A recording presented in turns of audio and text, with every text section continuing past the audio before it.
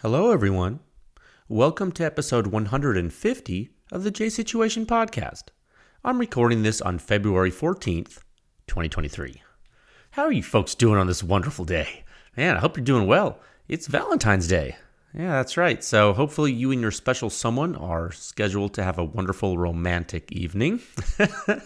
Guys, word of advice, make dinner reservations at two places, just in case one or both of you isn't feeling the first one, you know what I mean? So that you have a backup. That way you have options. You feel me? Yeah. The woman will appreciate this, typically. Yeah. Now, some advice for the women out there. Your man taking you out to dinner, he's trying to make it so you enjoy it. All right? So if you enjoy it, let him know. All right? Yeah, communication goes both ways. It's important. So that concludes today's relationship and dating advice. And by the time you listen to the podcast, it'll be the 15th probably. So yeah, hey, you can put that stuff into practice until next year. Yeah, you can use that for a whole year until the next Valentine's Day, and by that time you should be an expert. Can't hurt. No, Mrs. Pew Science is probably not going to listen to this, but if she does, she's going to laugh. Probably. Man, I tell you what. I have been away sick. I've been out with a stomach bug. Yeah, that's right. Not good. No, I caught it from a family member. It's like the little kid gets it, gives it to someone that it spreads. The stomach bug thing, man. Oh, terrible. So yeah, on the mend now. But man, I was down. Some of you have been messaging me and emailing me. I tried to catch up on emails this afternoon. I was like, man, I'm sorry. I've just been out. But hey. I'm on the mend. We're going to keep this podcast light and easy. That's all I can take. So sit back, relax, and we'll get on with the show. But first, a word about my gracious sponsors. That's right.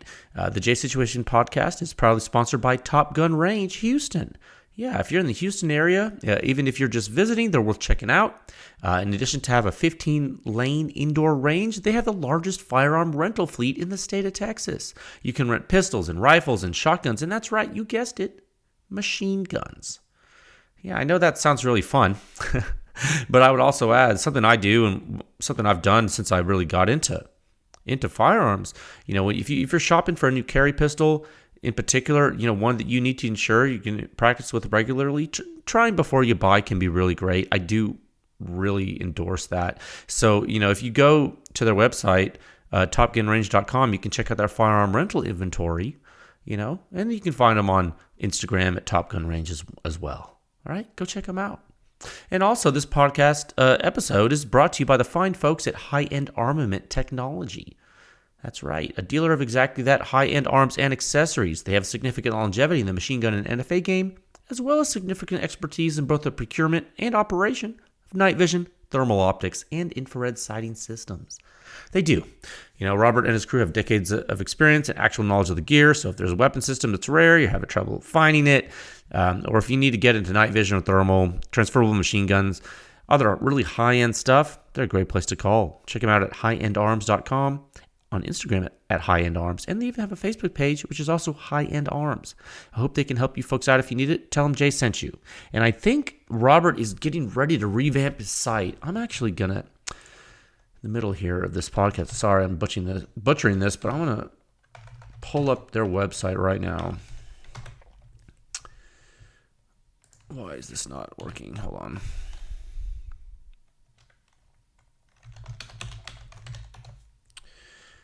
All right.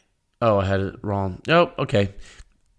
They are, it looks like they added their store option. It's called The Basement. If you click on it, it has like really kind of rare stuff that's been sitting there for a while for people to buy. And you can go check it out. It says that all items are sold as is and without warranty. It says, The Basement is a unique shopping experience for those looking for a treasure trove of unusual and one-of-a-kind items. This eclectic collection is a mix of new and used items ranging from the practical to the unusual and the valuable to the trivial. Every visit to The Basement is an adventure and discovery, as you never know what you might find. New items are added daily, too. Yeah, just like, for example, it says out of stock. It has a Knight's Armament Super Tap break on there, sold for a lot of money. it's gone. But yeah, that's the type of weird stuff you'll find on there. Like, I know some of you collectors, might, I don't know. There's a reason why Robert and I get along. It's because he does some wild stuff, and I think that's cool. Anyway, so go check him out at High End Arms on Facebook. That's Instagram at High End Arms, and highendarms.com is their website. Next, and very importantly, the J Situation podcast is proudly sponsored by Silencer Shop. You can use their kiosk to do your fingerprints and photos electronically. And in turn, you cut down on errors, you simplify your silencer purchasing process, and get a money-back guarantee. It's great. No transfer fees, no paperwork errors. It's just you and your silencer with no drama. It truly is silencer ownership simplified. I would like to draw your attention to the fact that Silencer Shop has sponsored this podcast for quite some time. They are the original full sponsor of the podcast, remain to this day, and really help out this effort. So big ups to Silencer Shop. And for you folks listening, just to try to save you some money, if you click on the show notes for this episode, you'll see, and some links on the website, you'll see some links to True Shot Gun Club out of Arizona. Make sure that if you join their A-Zone membership to get free shipping on ammunition, use code PewScience to get $20 off that membership. And if you do go to Magpul, go ahead and enter code PSTEN, that's PS10, to get $10 off your order of $100 or more. That will take care of saving you some bank on the magazines you are purchasing to stockpile, because you, like me, are probably a lunatic. And lastly, this podcast is sponsored by PewScience. Pushing the silencer industry forward, one test at a time. Visit PewScience.com for the suppression rating. As always, it's the simplest and most accurate hearing safe rating for suppressed small arms, based on true human inner ear response of the entire gunshot, the entire thing, before combustion takes place, all the way until all the combustion is gone. And it's the home of the Silencer Sound Standard. There's 7 sections, and it's the most in-depth and accurate silencer data and analysis in the world. Check it out on PewScience.com. And, of course, you can support the podcast, PewScience, all the testing I do, by joining with the membership at PewScience.com. There's a donate feature on the review page, on the podcast page. Every little bit helps. And something that's free, doesn't cost you anything, is you can give the podcast a good rating on iTunes or Spotify. Yeah. Helps folks know that silencers and guns are awesome. Helps normalize the use of suppressed small arms. It does. Okay, 3 topics for you today. We're going to do this. It's going to be awesome. Topic 1, research supplement 6103. The quietest 5.56 SBR silencers. That's right. Taming the Mark 18 Part 4. Huxworks versus Otter Creek Labs versus CGS versus Surefire. Yeah, this is a cursory update to the Mark 18 in-depth analytical comparison series. And this is a member article that was just released. Some of you may not know that was published. It's there. We'll talk about that. Topic 2, listener questions. That's right. We're back in the 5th solicitation, and now's a good time to answer some of your queries. So we'll do that too. And then topic 3, man, I tell you what, support from PewScience members is really amazing. It really does warm my heart, and the support from the manufacturers, the consumers, the dealers, it's awesome. And man, shout out to a gentleman named Andrew. He's a member from Nevada. He sent me some O-rings for a silencer, for KC silencer, and I just wanted to give him a shout out personally on the podcast here. It's really nice of him to do that. He didn't have to do that, and he did. That's really cool. All right, let's move into topic 1 at a time of 8 minutes and 45 seconds. All right, man, I have to tell you what. You know how like when you're sick and you're getting over being sick, and then you don't have a lot of energy? I was helping some family members lift a suitcase like earlier today, and I was like, oh yeah, I got this, no problem. I'm feeling better. I'm gonna help them. Dude, lifted that suitcase into their car, and it zapped my energy so quick. I was like, oh, turns out I'm not all the way better yet. Still gaining strength. So here we are. Yeah. So no workout for me today at the gym. Not quite ready to get back into that. But yeah, okay. Topic 1, research supplement 6103. Oh man, the quietest 5.56 silencers. Yeah, Taming the Mark 18 Part 4. I'm going to pull up the website real quick now. This is a member article, so there's no free version. There's an article preview for all you people that are not PewScience members, but there's not, you don't get any data unless you are a PewScience member with this one. And I tell you what, man, I hope you folks saw this. I hope you saw it. I actually published it without warning on Friday, February 10th. And I published it in like the middle of the day on Friday. And I wanted to publish this article for completeness because it's basically a similar article to 684 that members saw last year, but it includes the CGS SCI 6. Okay, so I took the top 3 silencers at the muzzle and ear on the Mark 18, and I did an in-depth comparison of the sound signatures as they influence the human ear, and I did it for the average signatures at the muzzle and ear and the first round pop at the muzzle and ear.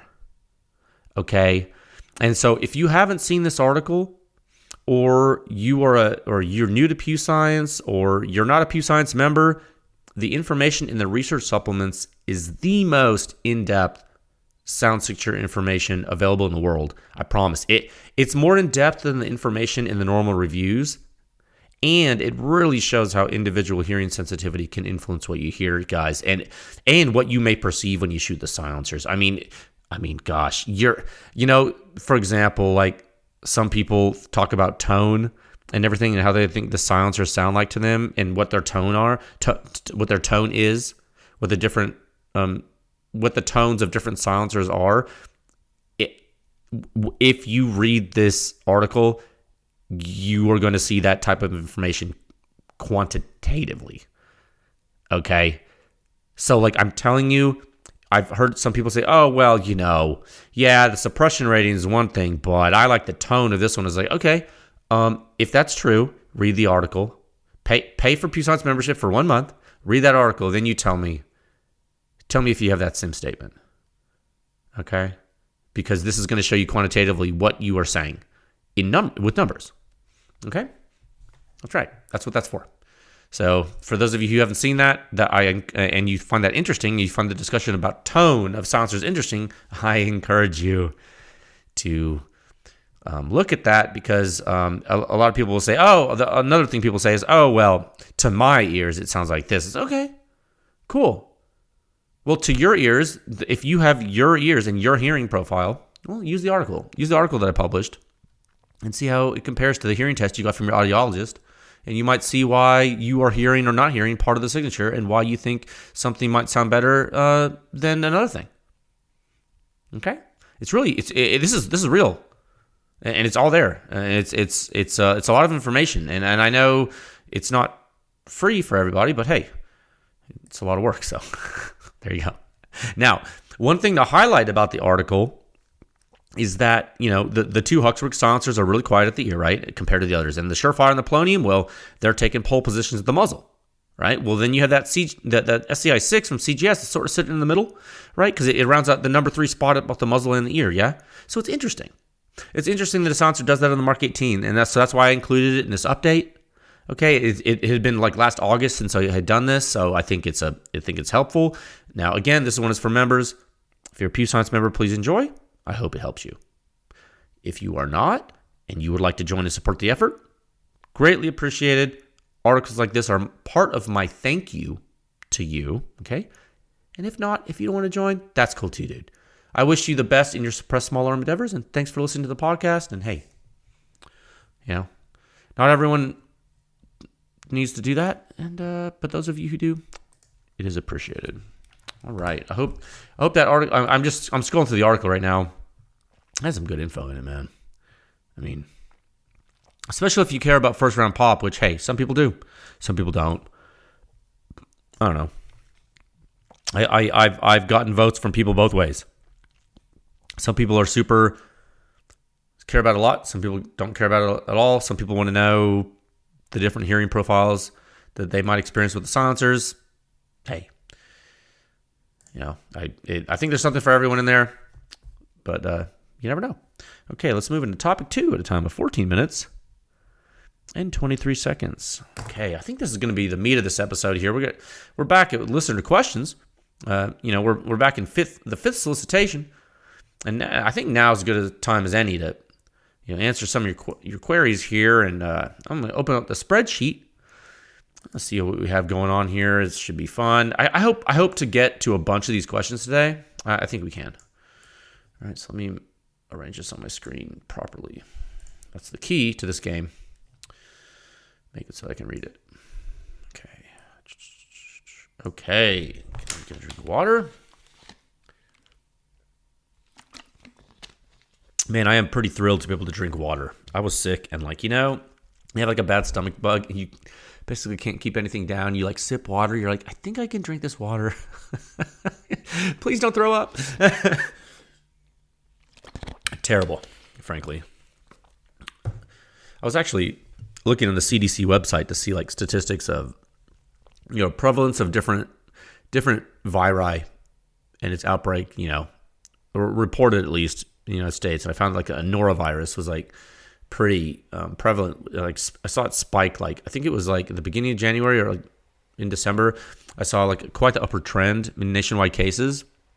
It turns out I was talking to some people today.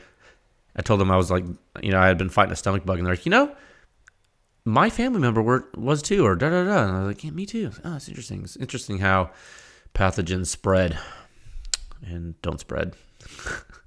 This is not a health podcast. Okay, last time we left off on global question 314, local question 23, the fifth solicitation, and someone had asked about the new Knights Armament cans for the KS1.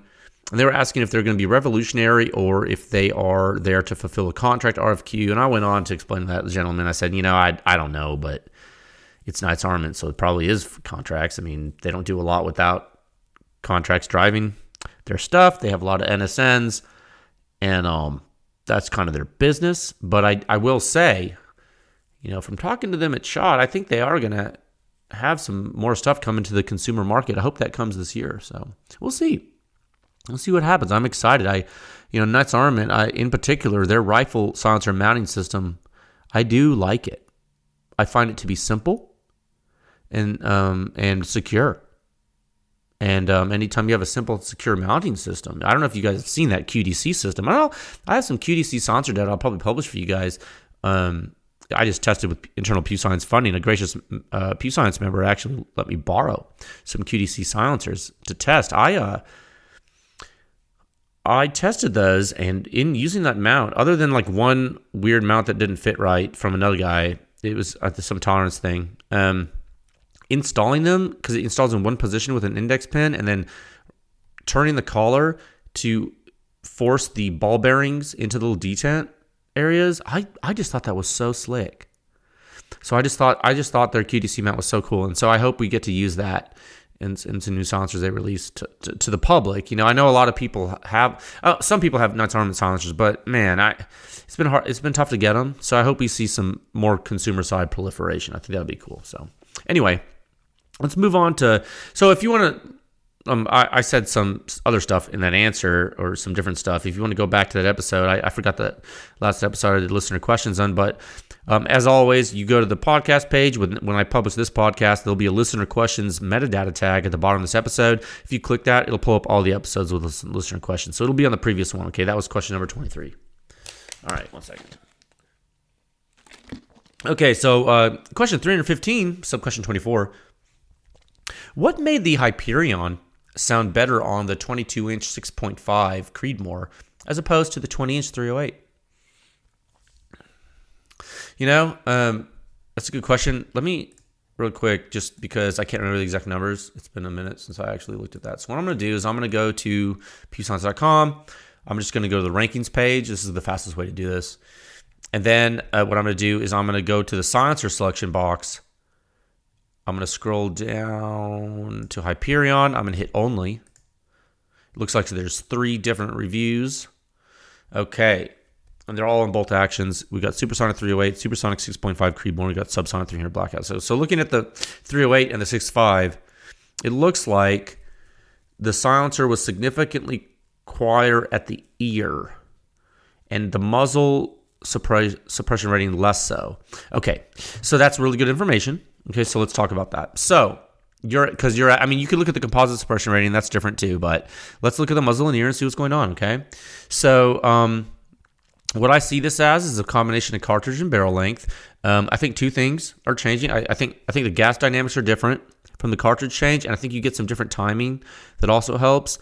And the biggest thing I would say is that the loudness changes exponentially with the distance to the source. Okay, so when you change combustion characteristics in addition to that, I think you can do some interesting things, right? So, remember the 6.5 barrel is the 22-inch barrel, different rifle. It could be different, like a pull even on that rifle. It's a different rifle. And then that 20 is 308, a little bit different too, right? So is it a 2-inch different standoff to the ear, or is it more because of the length of pull? I can't remember what rifle. I mean, it's in the standard, right? Let's see. Let's click on as we know, the Savage Model 10 standard bolt action for the 20 is 308. The 22-inch Creedmoor, that was on a Surgeon Scalpel short action. Okay, so let me see. That was a loaner rifle for that program. Okay, let me see. Surgeon rifle scalpel short. I'm just trying to remember what it looked like. Oh yeah, you know what? It could have been that had a bigger length of pull, and that made an even further standoff from the ear. So what is that going to do? Well, it's gonna make the signature better, isn't it? Okay, that's why I put the test host in every single article there. So a lot of people ask, oh, can you do more 6.5 testing? It's like absolutely. But to compare it to this Hyperion, I would have to test it on that Surgeon Scalpel. Now, if we want to get 6.5 Creedmoor data for the Hyperion on a different rifle, I can do that too. I bet you it'll change. I bet you if the barrel's shorter, the suppression rating will go down, right? It'll go down for two reasons, right? Combustion characteristics and standoff to the ear, right? Yeah, that's pretty simple. Well, it's not simple, but it's pretty straightforward, right? Okay, let me close that. Okay, so yeah, and now we'll say the Hyperion itself might offer some interesting benefits on 6.5, but I've heard from some different folks that 6.5 does Creedmoor does pretty well with different silencers. So I don't know, there could be something going on that would require some more testing on my end, but don't discount that barrel length. Okay, that can make a difference both ways. Lengthening and shortening it. So don't discount that. It's really important to the shooter. Okay, I think we talked about that before with my hunting experience with the 308, the Savage bolt action, the 20-inch versus the Q Fix 16-inch. Remember when you go really short, when you start to knock off inches of your barrel, and you put that in your hunting, you put that muzzle, that silencer on a bolt action closer to your head, man, you're ramping up. You're ramping up, and you don't want to get too short, or you're going to change your suppression rating way off that standard 20-inch.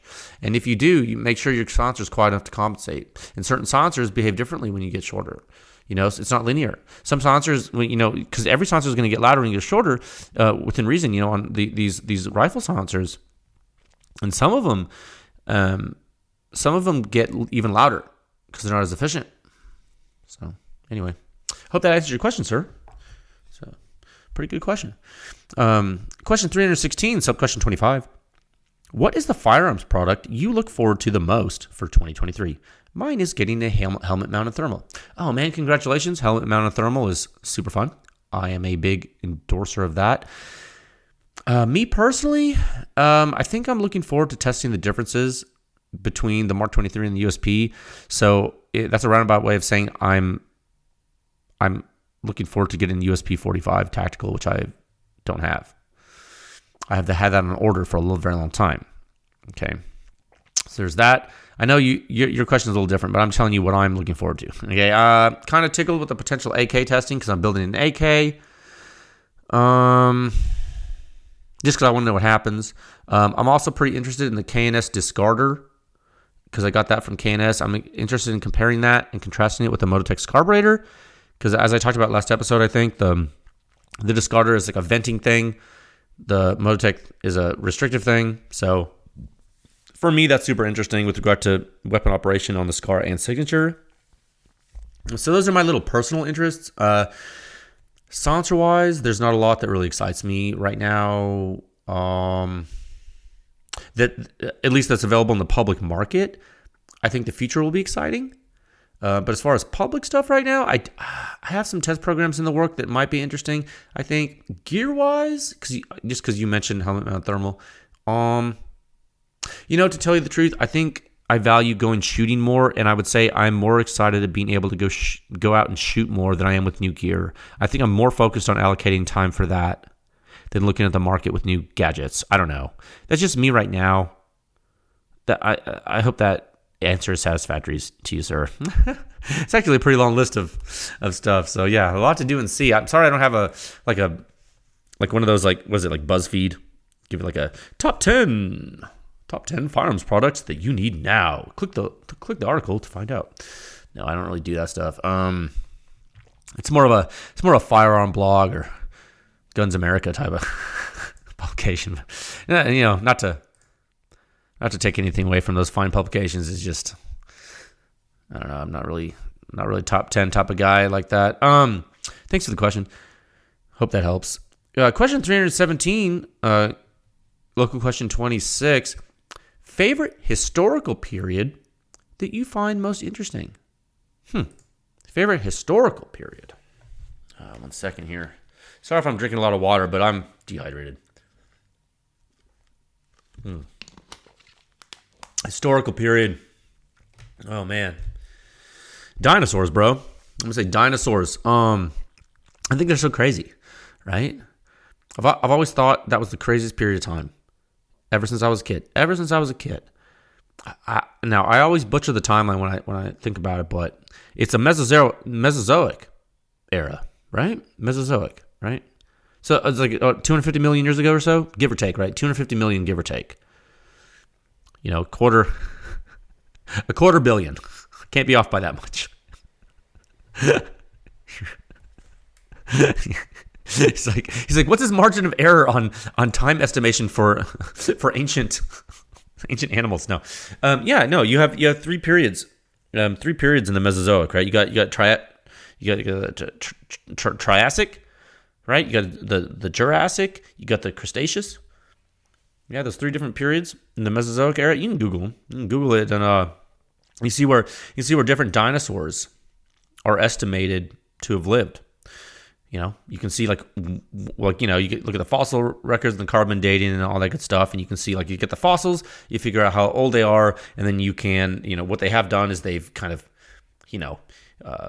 estimated where in time, in which periods in that era each dinosaur lived. And so one of my favorite dinosaurs is the Ankylosaurus.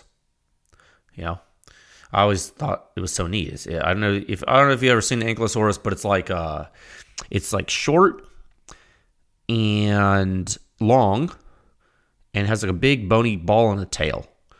And it's like an armored tank. It's like pretty hard to kill, right? It's got, how do I describe that? It's like if you took an armadillo and you kind of made it flatter instead of as round, and you had like big bony armor on its head and its back, like it has a shell, like almost like a turtle. The reptiles after all, right? And you have a big bony like ball on the end of its tail they could like swing and hit stuff with. You know what I mean? I always thought that was so cool. And that particular dinosaur, the Ankylosaurus, it lived in the late Cretaceous, I believe, if I have my history right. My fossil record correct. Really fascinating. I don't know. What's also really fascinating about that period and that entire era, really fascinating, is the similarities of dinosaurs with birds. Super wild, right? Super wild. But you keep in mind, you think about this part, think about, as we all know, birds aren't real. Right? Birds are really just government drones. Right? So it kind of makes you wonder about the fossil record. Considering the birds are government drones and their similarities supposedly to dinosaurs, it's like, oh, okay, maybe look into that. Look into it.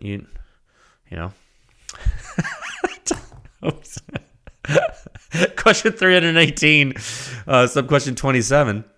Timeline on Sierra 5 review. Yeah, man, I don't give ETAs. Okay? Yeah, and the only reason I read your question is to remind you that I don't give ETAs. So go ask Dead Air, dude. Go ask Dead Air if they want me to test it. I don't know what to tell you on that one. Question 319, global question 28. Does the suppression rating account for atmospherics? Oh, that's a good question. Yeah, it does. In fact, the suppression rating does in fact take into account environmental variables. There are certain things that are done to ensure the results are applicable and standardized.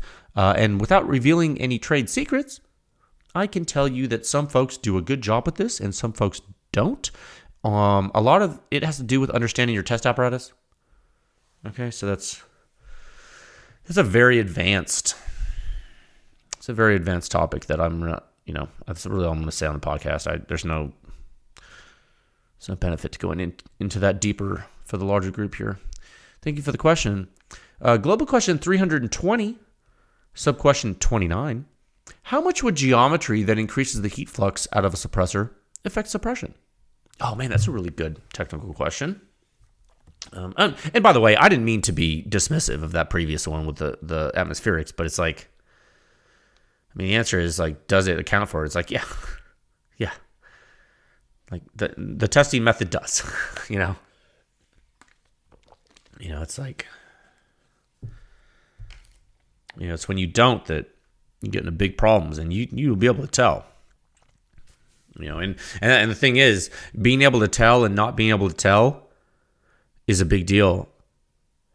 And that makes you think too, right? It's like, well, you ask someone, you say, do you do this? And then your next question should be like, how would you even know if you should do it? You know what I mean? Isn't that like the real question here? Like, do you understand the phenomena enough to like be able to even think about that? That's the real $1 million question. So yeah, okay, back to this question. Geometry and heat flux, and if that affects suppression. So with regard to the surface area inside the silencer, man, I think it can make a non-negligible difference, sure. In a certain way. Now, with, in heat transfer, it's like, the way you worded your question, sir, ma'am, increase the heat flux out of a suppressor. I'm going to say you're talking about like the geometry on the out, because you're saying heat flux out of a suppressor. So you're saying the geometry on the outside of the silencer, right? Like cooling fins or something, or like a pattern, okay, or something like that. Like, I think that your timeline of heat transfer through the structures like that is too long compared to the time regime of the combustion from a gunshot. So I think you're probably chasing your tail if you think there's going to be suppression effectiveness increased by an exterior feature. I just don't see it. I don't see it happening. I think that's marketing by and large, and I don't think it's real, and I have not seen anything in my testing to indicate that would matter on the exterior of a silencer. That's my opinion. That's based on empirical data and observations. Now, have I done a controlled study with like a silencer with the exact same internals, but like a different exterior geometry that would act as cooling fins or something? Again, it's a different time horizon. It's a different time regime. Super long duration. The gunshot's super short duration. So what are you going to do in that period of time? You think you're going to be cooling it like a CPU on a computer with a heatsink on it? No, absolutely not. The transient's too quick. That'd be like, you run you play your computer game there, and like, let's say you're like running your computer, and then you were playing a video game with it, and it was like nothing was happening with the GPU at all, and all of a sudden like something flashed on the screen 3D and it stopped. That would induce even less heat flux change than a gunshot in the period of time. So like, what, you think it's going to matter? No. It's like you're cooling it anyway. The long-term effect is the most important.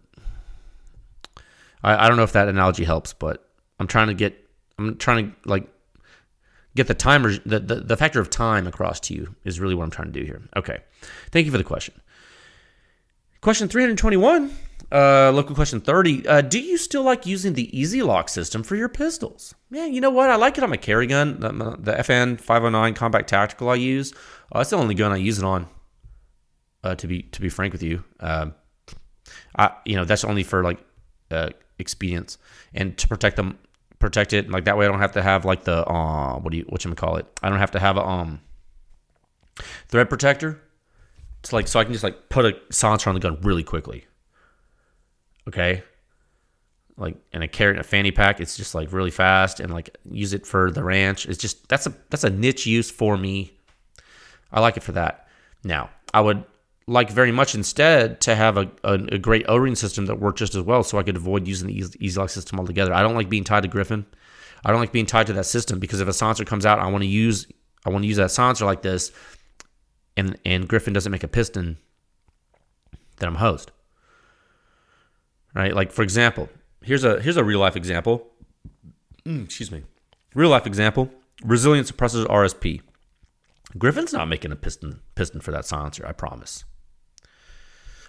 They're not doing that. So I think the system works fairly well.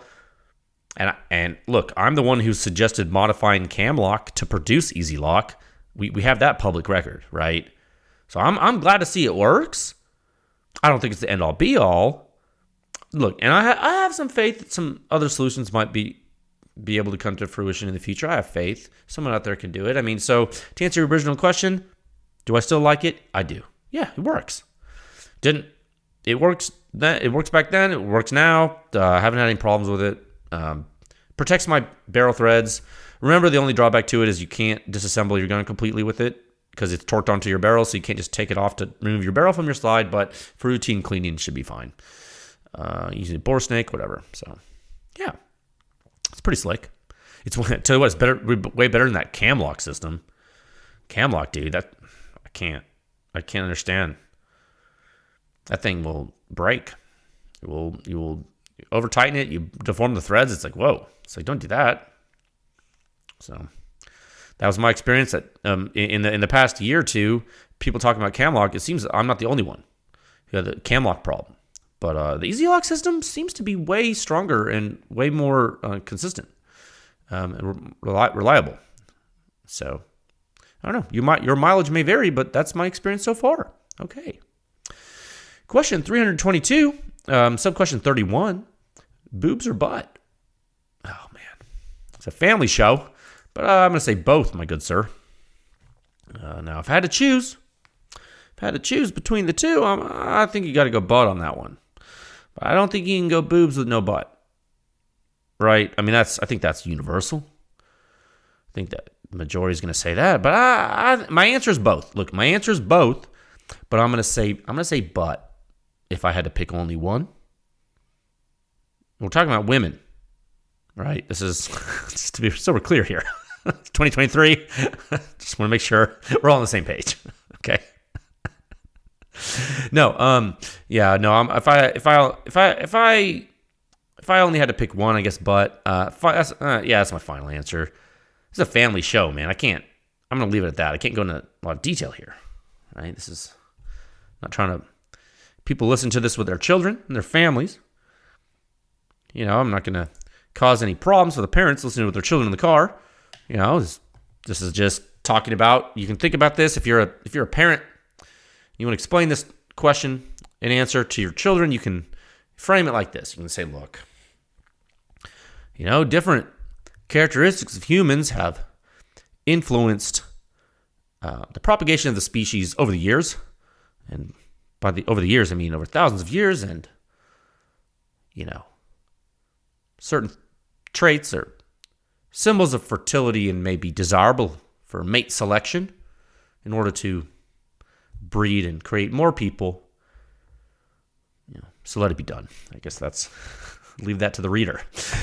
Question 323, local question 32. Best mounting system in your opinion?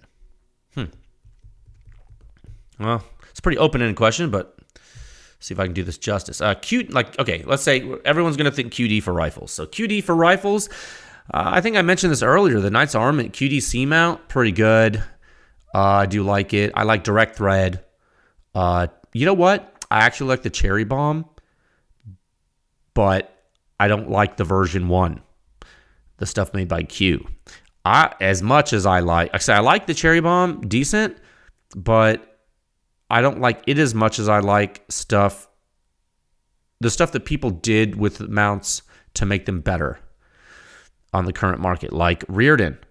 Rearden made better mounts that are compatible with that. You know, basically what I'm talking about is a mount with a taper. there's no mechanical latch. It's just like, I don't know. I tend to, okay, I guess let me back up a little bit. I like, whenever you use the threads in a taper, I like when the threads are coarse. It gives me a warm fuzzy. It's less chance of the mount getting messed up, so I can't use it later, which I guarantee you, I've had cherry bombs where it got nicked and I couldn't even put a Thunder Chicken or Trash Panda on the cherry bomb because the threads are fine and they got messed up. So that's why I like the OSS stuff. They use an Acme thread. It's left-handed. I like the new CGS stuff. They use an Acme thread. Any of that left-hand threaded stuff directly to the silencer is pretty cool, as long as it's made right. Now, if it's direct to the silencer, like the OSS and the CGS, that new SCI6 mount, bro, I love that. So simple. Love it. Other rifle stuff. I like rugged stuff. Rugged makes a good one. And now you can get it separately. I think that's cool. It's not without its flaws, but I think it's cool. It's secure. It's a secondary retention mount, so you're going to have a latch. Some people like that. Some people don't. I'm someone who does. It just depends on what I'm doing. Yeah. It does give me a warm fuzzy. I think the KSC, I think the QDC mount and its secondary retention is pretty slick, dude. I think all mounts can carbon lock. Every single mount you'll ever get used probably. It takes a lot, but yeah. I'm sorry I can't give you like the best mounting system, like one answer, because I like different ones and I use different ones for different purposes. Okay? I hope that helps. Question 324, sub-question 33. Favorite guilty pleasure? I don't know, probably junk food, man. Like candy, stuff like that. I like food that's not good for you, I guess. Like, junk food. Yeah, junk food. I like, for example, like I don't really drink that much, so I can't really say that like alcohol or something is a guilty pleasure because I don't feel guilty when I drink. So it's like here's the problem with junk food though. Problem with junk food for me, this is just for me. For me, it can be hard to stop. Like if I get a box of Thin Mint Girl Scout cookies or something, dang man, I'll crack open a container of milk. I'll get that box of cookies, dude. I'll go hard in the paint. I will destroy that box of cookies, and that's not good for you. It's not good for you. It's not good for anybody. All right, now at the time, it's amazing.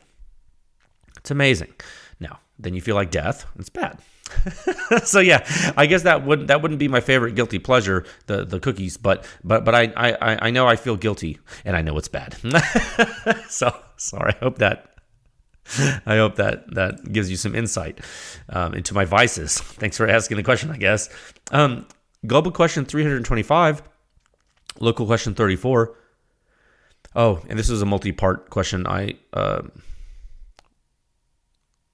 What's the word? Transcribed. I was like, man, that was weird. My brain had like a memory fault. I was trying to like, it's like, what's the word for when you write something down from another place? Transcribed. Yeah. This gentleman asks, does anyone make a 50 caliber muzzleloader silencer that is removable and user serviceable? 2, if someone did make a muzzleloader silencer, would a high flow rate matter at all? 3, no question. Otter Creek is crazy enough to hear this and make one, please. I don't know if that's true. Muzzleloader. You know what's interesting, dude? Silencer Co. did make a rifle with a permanently attached silencer. I don't know if you remember this. It was a muzzleloader, and they were selling it to people without FFLs because they were saying that technically muzzleloaders weren't firearms, so it wasn't really a silencer that was on it, right? Yeah, I think it was called the Maxim 50. I want to say. I think it was called the Maxim 50. It was a couple years ago. I don't think it sold very well, and it's no longer on the market, but I don't think they sell it anymore. But so yeah, there's that. And does anyone make a dedicated one? I bet there's some key things you got to worry about. I think flow rate could matter because, one thing you're suppressing is the smoke, dude. You saw muzzleloaders smoky. I think a good use, yeah, I think that's a good use for a muzzleloading silencer system probably to like tame the smoke. I think you'd probably use it on a bolt gun, right? Or like a lever gun, right? If you could you have that? Could you do a bolt gun muzzleloader? You probably couldn't. right? Because you load from the muzzle. So it'd be like, you couldn't just like, you have to load from the front end. That's what makes it not a firearm. So it's not really a bolt gun. It's more of a single shot weapon. So what I'm saying is like I guess you could, muzzle loader. Talking about rifle. I don't know. I'm not really a muzzle loader guy, but I think the flow rate is going to matter for smoke. I think that, I don't know. I'd probably try to have it trap as much gas as I could, being that it's on a muzzle loader. I don't know. I'm trying to think of the mechanics of that in real time right now. One thing I would be concerned about would be cleaning. So think about that part. Now, with regard to Otter Creek hearing this and doing it, I think you'll find that since you asked this question, that company's grown a bit, because this question solicitation was a few months back, and I don't know if they would do something like this, because the market is not. They're probably busy fulfilling orders for silencers that sell. So I don't know. You never know, man. I've seen stranger things happen. Maybe someone will hear this and reach out to me like, "Oh, didn't you know there's a muzzleloader silencer made by XYZ?" I'm sure there is. I haven't Googled it, but I don't track it.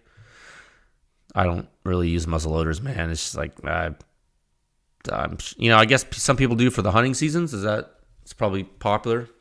You could probably take I was gonna say, if you try a normal 50 cal with it, be careful. It'd be so dirty. I'd reach out to the manufacturer on that one. They run into some issues. I hope that helps. Question 326, sub-question 35. When could we see Hopi data? For context, of course. Please and thank you. Okay, so Hopi, for those of you who don't know, that is a dedicated 5.56 silencer made by a company called RMS Squared. That is the follow-on company to SWR that Joe Gadini founded a while back. It was short-lived. I think it was a joint effort with KGM for the manufacturing. It ended up, if I remember correctly, the Hopi had some issues with regard to manufacturing, had some weld failures. I think they ended up fixing that. I think it was like a laser weld thing. I don't remember. First of all, that's internally funded research. That company doesn't exist anymore. I know of only a few people who want that data. The silencer's not made anymore. I'm just not sure if it's the best use of Pew Science funding at this time. But I have tested it. I would need to analyze everything and do the article write-up. I'm going to do it, but I just don't want to take time away from things that might benefit more people. I mean, it's... I hope you understand. It's like you got to strike a balance. It's like, yeah, I tested it. Do I want to write that up and like publish that and like talk about it? And it's like, how many people have that? What? Someone's going to make it again or something? Like, I don't know. They might. I doubt it, but it's interesting. Hopi. It's like, what a weird historical note in the history of silencers. Question 327, sub-question 36. Hypothetical question. If you were on death row, what is your last meal? That's easy, man. Ribeye, medium rare, perfectly grilled asparagus, mashed potatoes, nice glass of Malbec wine. Boom. Maybe a salad in the beginning. I don't know. I like that meal a lot. It's a standby. It's a go-to. So I figure if I'm going to experience a meal before I die, it seems appropriate. I can't really go wrong with it. If it's cooked right, it's going to be good. Satisfies all the food groups I want. Sounds great. Malbec wine to finish off that ribeye. Ooh, pairs well, as they say. I don't know if my palate is sophisticated, but I certainly know what I like, and I like that. So I hope that answers your question. Question 328, sub-question 37. Want to see a video of your field testing? Not because I'm a hater, but because I think it would be really neat. Well, sir, first of all, thank you for your interest in the testing I do. Pew Science does not distribute videos of laboratory activities for the same reason other laboratories don't. Just like, Crane Weapons Lab in Indiana, for the Navy, they also don't distribute their videos publicly. This stuff is not for public dissemination. That's right. Okay, so sorry. It's not something you guys are going to get. I hope you understand. Question 329, sub-question 38. If you could have only one rifle silencer, what would you buy or keep? Of the silencers I have, probably Hyperion. It's light. It's long, but it's light, and it's super quiet on a lot of stuff. So I can put on a lot of, because if I'm going to use, if only one rifle silencer, damn it. I was going to say Hyperion is good for 308 and 300 blackout subs and supers, but for 5.56, it's really long. But it's good for a long, a stationary 5.56. If you can put it on a Mark 18. I have tested that, and it's really quiet. But yeah, it's not really appropriate. Yeah, but you said only one, and I can't go with a 5.56 silencer because I'm gonna want to use it on 30 cals. Yeah, I think if I could only have one silencer, yeah, I'm gonna have to go with Hyperion because I'm gonna want something really quiet. Because that's my opinion. Now, do you need something really, really quiet as your only rifle silencer? Well, no. But you asked me. You're asking what I would want for my only rifle silencer. Okay, remember, I don't recommend silencers, and this is not a recommendation, but it is something, if I could only have one to keep, I would keep that one. I think it works well. Okay. Global question 330, local question 39. Favorite pre-workout? I get this question a lot. I'm back to using C4 right now, 2 scoops. It's working okay. I'm looking into some others. I was using a BSN product for a bit there. I like the C4 flavor I have right now. I do like that 1 scoop isn't a ton of caffeine, so if I want to go light, it's easy to do that. You pare it down to 1 scoop. 2 is necessary for a workout, I found, for me. Usually, I do like the beta-alanine in it. I like how it makes my face tingle. Something I like. I don't know if it does anything other than that, but lets me know it's working, and that can be good for my mental game. Okay. Question 331, sub-question 40. Does silencer volume matter more closer to the muzzle? I think it can matter holistically. That's a really interesting question, sir. Let me read that again. Does silencer volume matter more closer to the muzzle? Why would you think that? Or you're actually asking something else and I'm not understanding. But again, I think it can matter holistically. So for certain combustion regimes, depending on the silencer design, I think it matters. And I think it's going to matter just as much as the muzzle as it does to the ear because they're related. To the extent it matters at all, right? So it depends on the design. So in other words, let me say that a different way.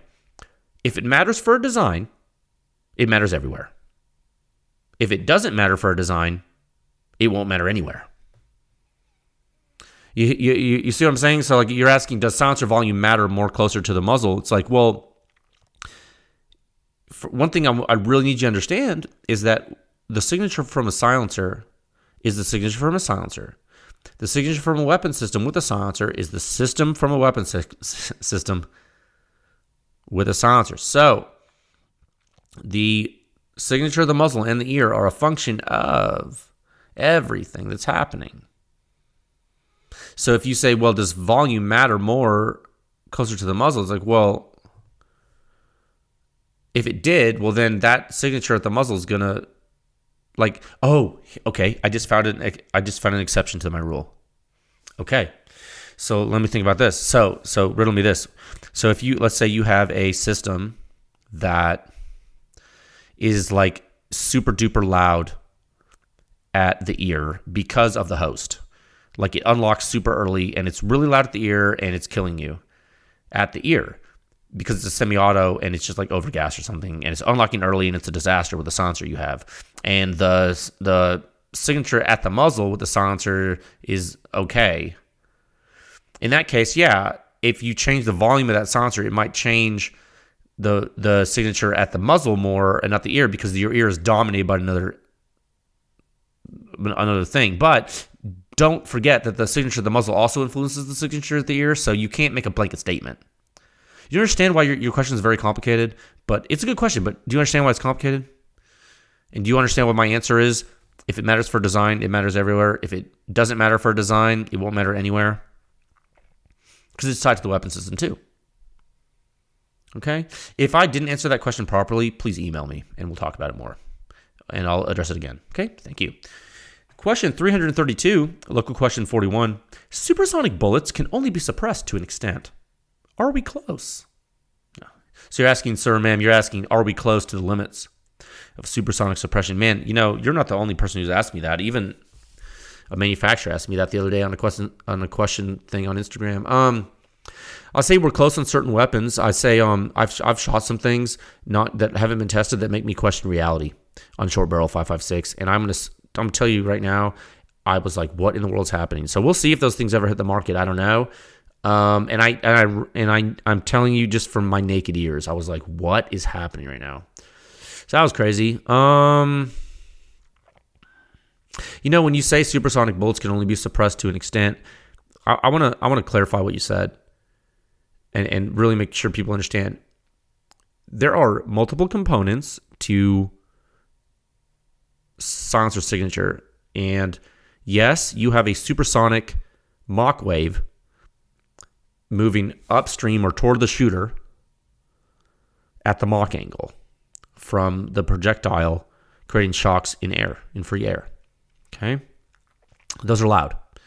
But there is this cone that you're in when you're shooting where the Mach wave is, where you're inside the Mach angle.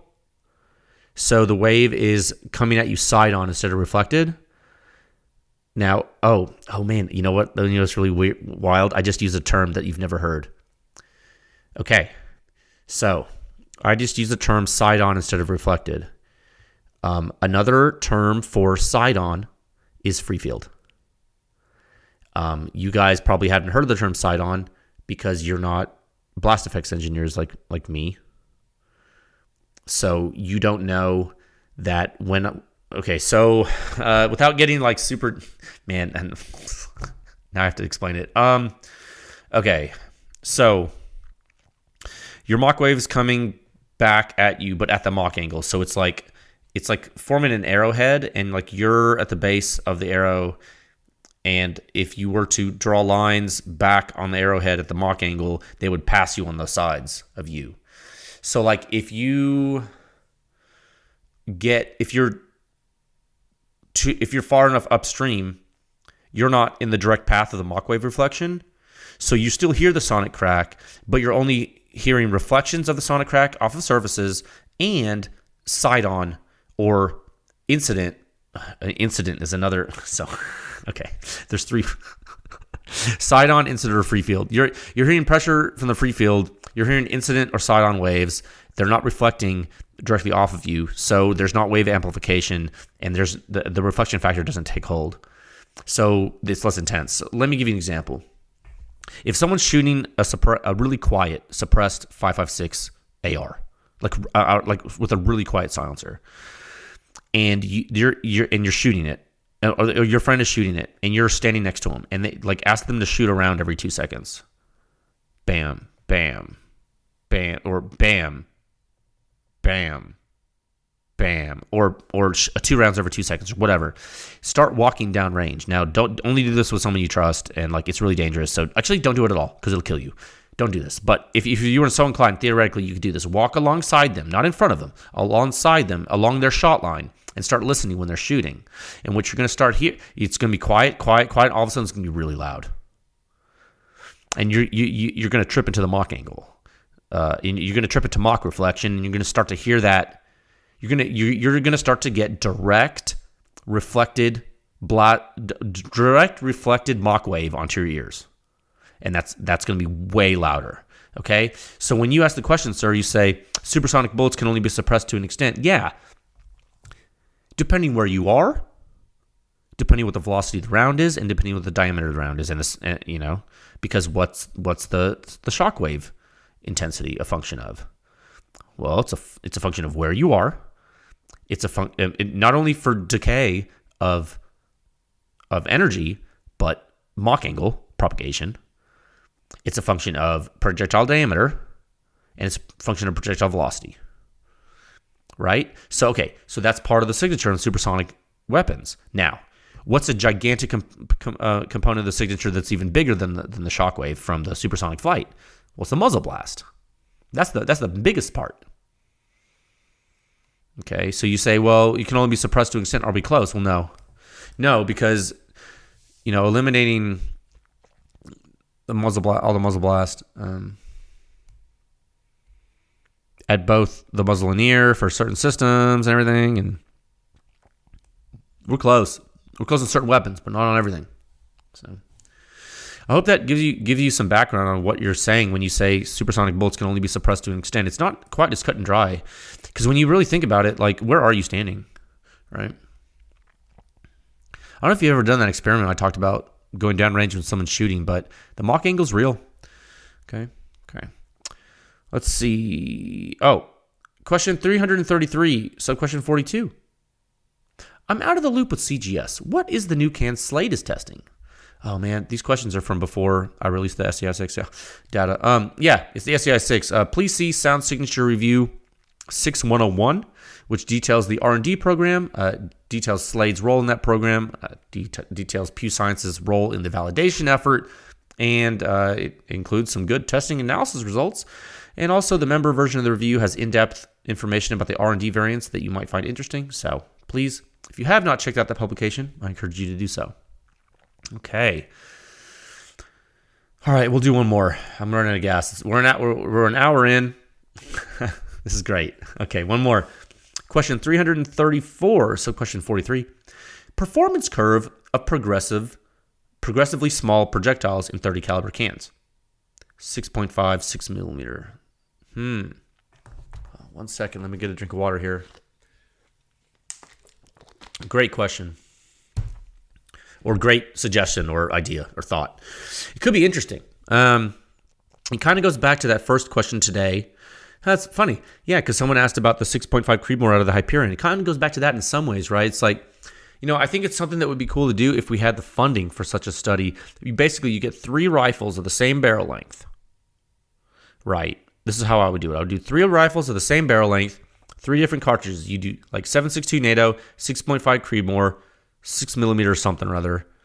You do it through 3 silencers. So you do 9 tests. You plot the results. Maybe, right? You could be cool. The thing you would want to do, here's what I would do if I was making that test matrix. The thing you would want to do would be select silencers from different technology classes so you could make sure to highlight trends that were unique to the technology, right? So, like, for example, like you put a Hyperion and a Nomad L. Those two are going to be different than like a Thunder Chicken on 308, right? But what if 6 millimeter changes things a little bit and makes the slope of the 6 millimeter curve different? Or something, right? Like, what if the curves are different because of like the cartridge? Wouldn't that be interesting? That would be cool. I don't know what would happen, but I think that would be great research. That'd be like something that, like Brian Litz from like Applied Ballistics, like if he could do what I'm doing for sound, which he doesn't do that. He does different testing. That would be like something he would show, which is like really. I think that's a really cool way to look at the data, and I think that's a really good. That'd be a really good study. I think it'd be really cool. Yeah. Maybe I'll get to that point. I'll be able to do stuff like that for you guys. That'd be so cool. Yeah. Put that on the list. I'll flag that one. Actually, and since that is the last question today, I'm going to go ahead and highlight that row in our spreadsheet, and we will pick up where we left off next time we do listener questions. Okay. Close that. Save the spreadsheet. Boom. Okay. Very good. That was a good topic. I enjoyed doing those for you guys, and I hope you enjoy the answers. Okay, let's move into topic 3 at a time of 1 hour, 4 minutes, and 10 seconds. Okay. Oh man, I just wanted to thank. I was so like, I was kind of tickled today. I got some support. The support from the Pew Science members is amazing. As everyone, there's manufacturers, the consumers, the dealers. It's really great. And big shout out to Andrew. This guy is a member from Nebraska.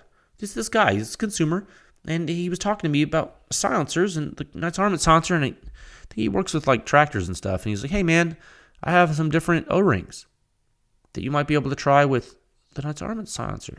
And so he sent me a pack. He sent me an envelope with different O-rings, different durometers, different hardness of rubber there. And I'm going to try them out. He was unsolicited, man. He heard the podcast topic. He thought maybe I could use some. So he measured some and he provided some good options for me. He gave me some higher durometer ones that should be interesting. I'm very interested to see what happens with those. Man, I can't wait to test that thing, that silencer. It's going to be great. But yeah, so thank you, Andrew. I just wanted to personally thank you on the podcast publicly. I know you listen to the podcast, so I figured you would hear this, and it would mean a lot to you, just like you sending me those things meant a lot to me. So I hope that's cool. So I do hope all of you folks have checked out the new supporter page at pewscience.com/supporters. That is meant to highlight the companies that contribute to the effort, and I think it will help a lot. I think that page will help people a lot because it'll show people kind of who is helping this move forward, and also it'll give them some credit and say, hey, look at these guys helping. That's really great. And and that way you can thank them. And so I would ask again. I'm going to start highlighting this more. I would ask that make sure you thank those folks if you end up interacting with them. Okay, because it's no small thing for them to help, and every little bit helps Pew Science, and that's great. Wouldn't be able to do this without them. So I hope you all enjoyed today's episode. I hope you all have or had a wonderful Valentine's Day, and I will talk with you folks again soon. All right, bye.